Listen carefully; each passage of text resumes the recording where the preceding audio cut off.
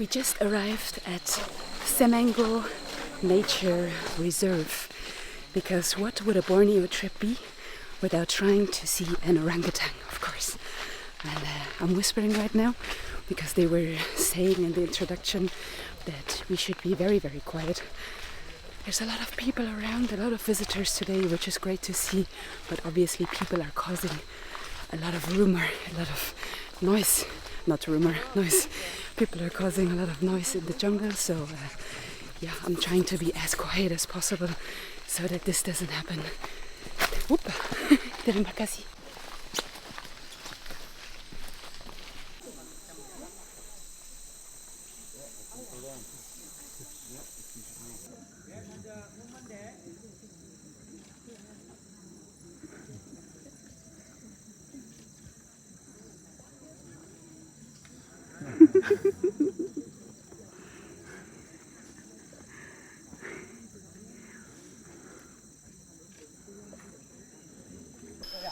So guys, we got incredibly lucky.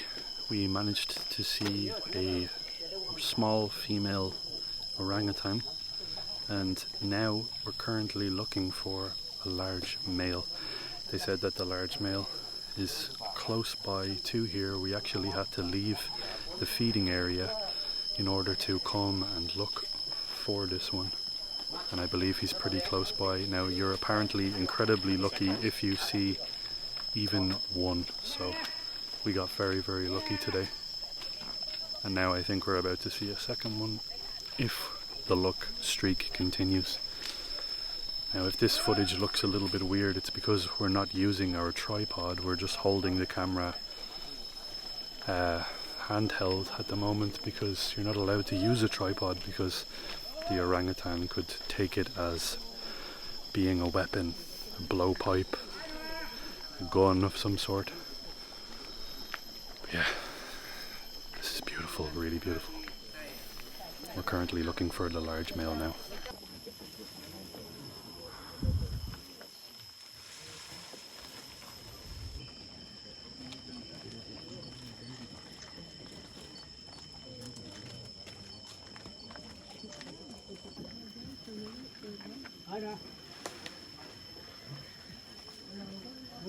He's 36 kilo, you know. You don't know interested in the food here. Can take more photo because it's by 5 minutes here to back. Once you got this one, you will back to the forest.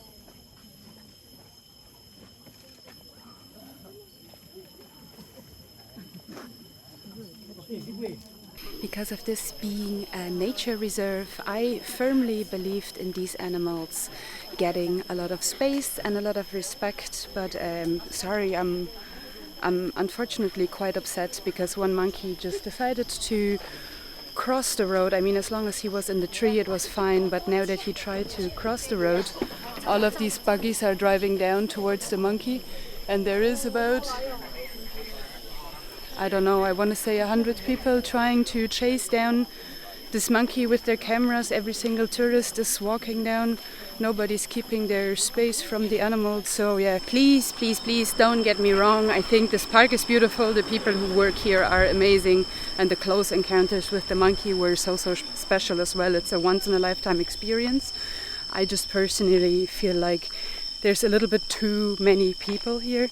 Maybe, I don't know, if it would one way or another work, you could maybe let less people into the park at one time or something like that, because there were legitimately like, I don't know, 200 people in total probably looking at that one monkey and then following him down the road, and I just feel like that doesn't make it possible for these monkeys to live a normal, more or less life, and nothing keeps the monkeys here in this park, just to be clear on that.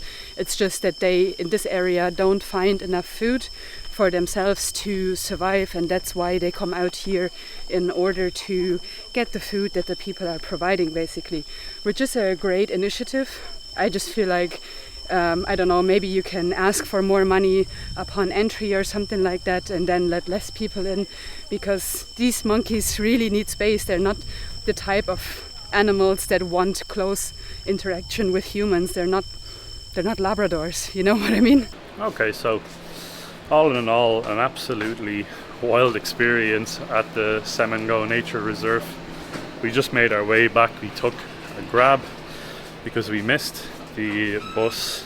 We were going to take the 1 ringgit bus that would bring us back to the centre, but we just missed it, and we would have had to wait for around 2 hours to get that bus. So we figured we would spend a little bit more than 1 ringgit on a grab taxi. We shared a taxi with a lovely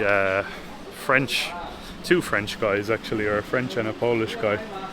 But we made our way back now to the centre of Kuching, and it was a crazy experience. Really was. We managed to see a massive male orangutan, which is crazy. It's crazy to be able to say that we've seen one, because these guys are literally, well, they're semi-wild, so there's nothing actually keeping them in the park itself.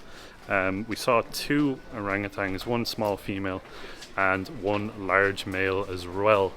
Very much worth spending 10 ringgit. The only thing is the sheer amount, like Naomi said, the sheer amount of tourists that were in there. So when we registered this morning, we scanned the QR code, we put in our passports, and we were something like number 268 or something like that on the registry for that 2-hour time slot, which it's crazy. And we registered at 7:30 a.m.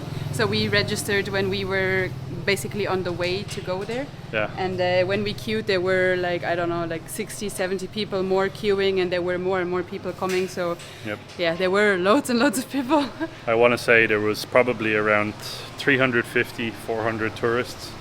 So it caused a little bit of a commotion towards the end, because the orangutan wanted to cross the street, and it was difficult for it to cross the street because there's a lot of electric buggies that are carrying tourists up and back from the park, and so the orangutan was trying to cross the road. There was around 300 or 400 people in the road, a lot of people freaking out because this giant orangutan was literally crossing the road in front of them. Resulted in a little bit of hysteria, but thankfully the orangutan got across the road, and it was crossing the road because there was apparently another very large male that was looking to fight with that one that we were looking at. So yeah, all in all, once in a lifetime experience. I would highly suggest you guys to, if you are in Kuching, to check it out. Just try and go in the morning if you can. I think that would be the time slot where you're going to see the most, but it is totally random when you're going to see these. And yeah, crazy day. Also, if you do go, please make sure to keep a lot of distance in between you and the animal, because today what we saw, when the monkey tried to cross the road, all of the tourists started pushing towards it, which brings you in danger, and it also brings the animal in danger. Now, these 2 males were fighting already, which means that the situation probably was quite tense for the younger male that was kind of hunted through the jungle, basically. And if that monkey gets a little bit aggressive, I'm sorry, but it's a wild animal. They're gonna rip off your face. Or worse, and that monkey will also probably be shot if it's an aggressive monkey. So yeah, just keep yourself safe and keep the monkey safe, keep your distance, and don't try to push towards the animal even if you do see one. I know it's exciting, but it's just too dangerous, to be honest. I'm sorry, but it is. Now the next thing on our agenda for today is we're going to go and get some breakfast. Very hungry, and Kuching has some incredible food. So we managed to come to our absolute favorite local place here. It's just directly beside the Hornbill's Nest Hotel. Terima kasih, thank you. It's just directly beside the Hornbill's Nest Hotel on Carpenter Street here in Kuching, and we just got ordered 2 café croissants, hot coffees without sugar, without milk, and we ordered 2 kolomi because the kolomi here is so tasty. We had it yesterday for the very first time, and it is to die for, so we had to come back. It's so beautiful here. Okay guys, so this kolomi in particular is the Chinese version, the red kolomi with that beautiful char siu pork. We came here yesterday, as Naomi said, and sampled this for the first time, and it literally changed our perspective on what food is, to be honest. It's really good. So you get these little chilies in kind of like a fish sauce almost. And I want to say maybe pickled or vinegar. Yep. I don't think it's fish sauce. Anyway, I would just dump the entire thing in. And then you get this lovely bit of broth as well, which is insanely hot, so you can't even lift the bowl. So I keep just sort of scooping it over, because my hands are too sensitive for this, I'm sorry. That's just the truth. I do a little bit of a scoop. Yeah, you can add the level of broth that you want to have in your noodles, and then you sort of can mix it all together and make your own sort of flavor profile. It's really, really incredible. You've got like some scallions, got red char siu pork, the egg noodles, which are just amazing, great texture, and these amazing chilies as well. It's such a top tier dish, like really incredible. I tried to edit in one go. It's so hot. Oh my god. It's like they just took the bowl out of hell or something. It's so hot. So I'm just gonna go in and give this beautiful pork a try. It looks absolutely amazing with that beautiful orange on the outside or red on the outside. It's tender, it's juicy, it's packed, full of flavor, especially if you added that little bit of chili on top of there. It's just absolutely stunning.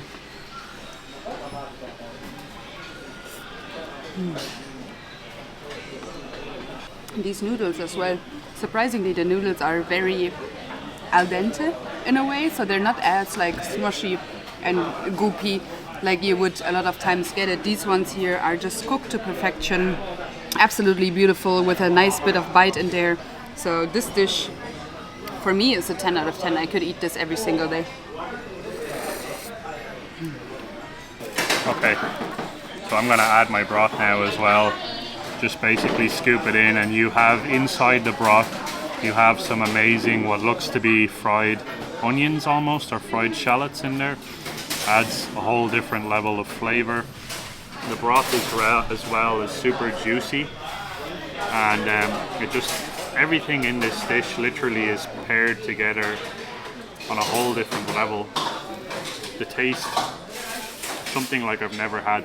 You guys recommended that we try the red kolomi because in the first video that we did from Kuching, where we got stuck in the Sarawak River, we also went and tried kolomi, and it wasn't really that amazing. We had like a beef kolomi and a chicken kolomi, but this is apparently the real deal, and I can definitely see why.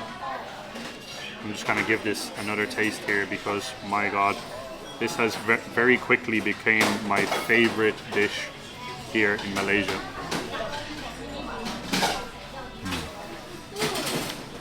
Incredibly juicy char siu pork.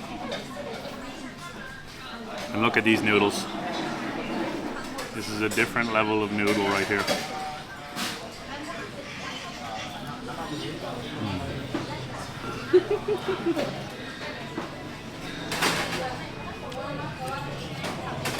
I'm gonna miss these so much. I'm gonna miss kolomi so much. I'm gonna miss Sarawak food so much. I'm gonna have to bring kolomi to Germany or to Ireland. Start my own kolomi stall. This is amazing. What are you gonna call it? Luke kolomi? Kolomi Luke. Kolomi Luke. Our kolomi was really exactly what we needed after spending the day there, or spending a few hours, not the day. We only had 2 hours at Semenggoh, but we were up early start. Hello. Batu. Nice to meet you. Security guards shouting over at us because as soon as they see the camera they get very interested. But I think we're gonna make our way to the bridge, make our way over to this magnificent looking building like we did so many times when we were in Kuching the last time. This bridge is super special and it gives you a very nice view down over the river, and like I was saying, the kolomi in that place. It's just on Carpenter Street, one of the main streets here in Kuching. You cannot miss it. I believe, if I'm not wrong, it's called An Lee. That's what Google was saying, but could be totally wrong, so don't go by that. But it should give you a general direction. As Naomi said, Hornbill's Nest. It's the place where we're currently at. Some very, very good food and even better coffee, I'll tell you that. The coffee is very strong. But yeah, let's make our way to this bridge. I think we need to get our steps up. We've been standing around looking at orangutans and then eating kolomi. So you guys are probably wondering, Naomi and Luke, why the hell are you back in Kuching? And we have a pretty sad reason as to why we're back in Kuching. And that is unfortunately because today, literally today, as of filming this video, it is our last day in Malaysia, our last day in Borneo.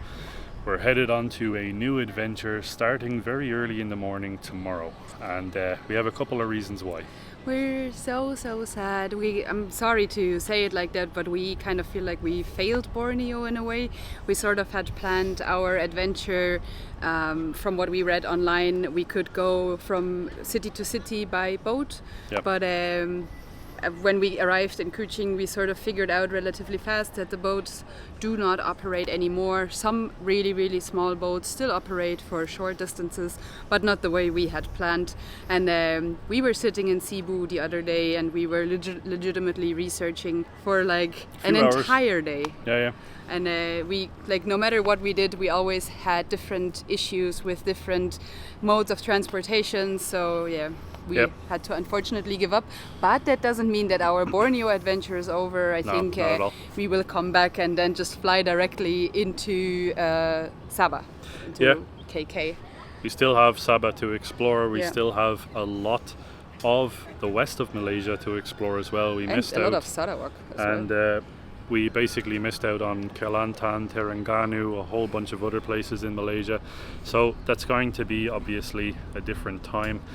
The only reason that we decided to make the drastic decision to leave is because the only way for us to get from Cebu over to KK was to go through Miri or Bintulu, Miri, and either drive or take a flight. We weren't sure if we could drive, we couldn't take a boat, and everything, every day that was going by, the prices were going up and up.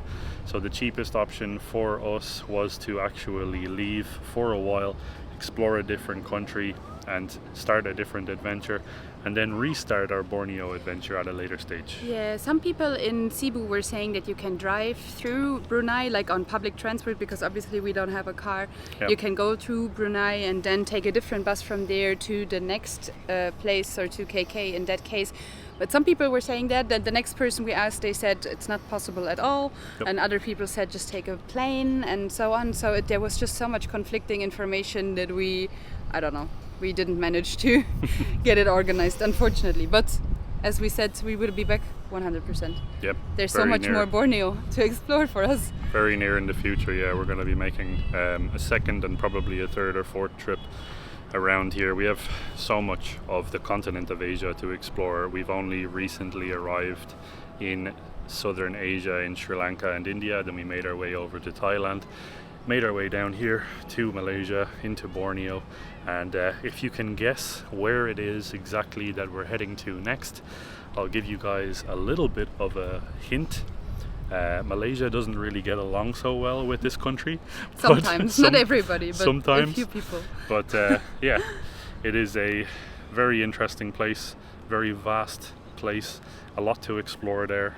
And yeah, we're going to see what happens, and we hope that you guys will join us for this new adventure. Of course, stay with us because we're obviously going to be circling back and seeing many, many more places. And please know that we're really sorry. It's like a public apology video or something. Yeah. I don't know, we both feel a little like we failed Borneo.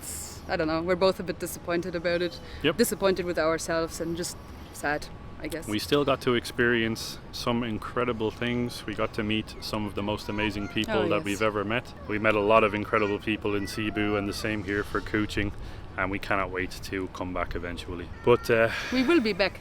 I'm Arnold Schwarzenegger. I'll be back. But for now, guys, my name is Luke. My name is Naomi. We are the Two Mad Explorers. And this is your reminder to keep exploring. We'll see you guys in the next new country adventure. Terima kasih for watching. Terima kasih. Bye-bye. Bye-bye.